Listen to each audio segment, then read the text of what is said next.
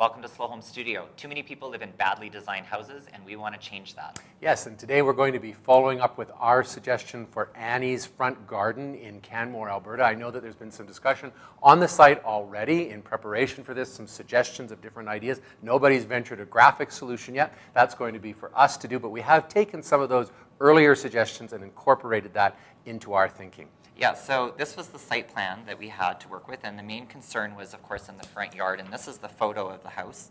And you can see that the front yard needs some landscaping done. It also needs a path up to the front yard. They actually enter on a day-to-day basis through the side, and they've done all this beautiful woodwork. I have to say the house is very nice. So they want it to, the design of the landscaping to complement that and to obviously work with it. And the budget's really tight, and so we decided that what we needed to do was try and do something that was quite minimal. Yes, and so this is what we came up with, and I'm just going to slide this on top of the plan here and line it up there.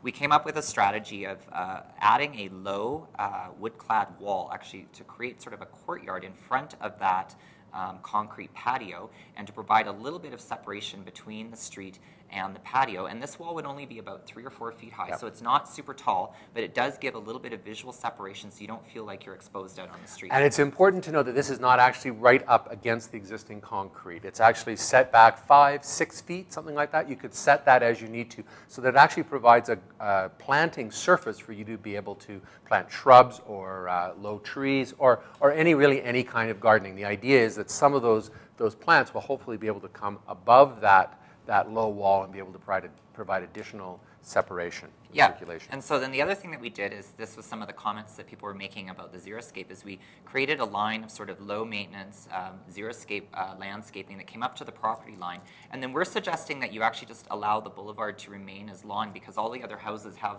boulevard grass, and it would be nice to sort of visually connect them to the rest of the neighbors. Unless you can start to convince everybody else to go Zeroscape, which you really need to start doing, particularly in an alpine environment like that, in which case then you can let it spread out. So here we've got the original, as Matthew showed, and we actually did, because it's such a minimal intervention, we thought it was really needed to show in 3D, so we did a computer simulation of what that might be, and now you can see the low wall. Yeah, so this is the low wall here that we created, and of course that allows for some area of planting behind. We also did a couple things to allow additional security to or privacy to the side yard conditions. One is we planted some larches up by the path on the one property line, and the other one you can see here, which is we added the slat screen, which is actually an interesting detail because it does provide some privacy from the neighbor. Right, and there's that. This is the existing image of what the house looks like right now, and that's not the most beautiful of side yard views. So adding this slat wall fence still allows light to come in, it still allows air to come in, but it does provide that vital bit of privacy.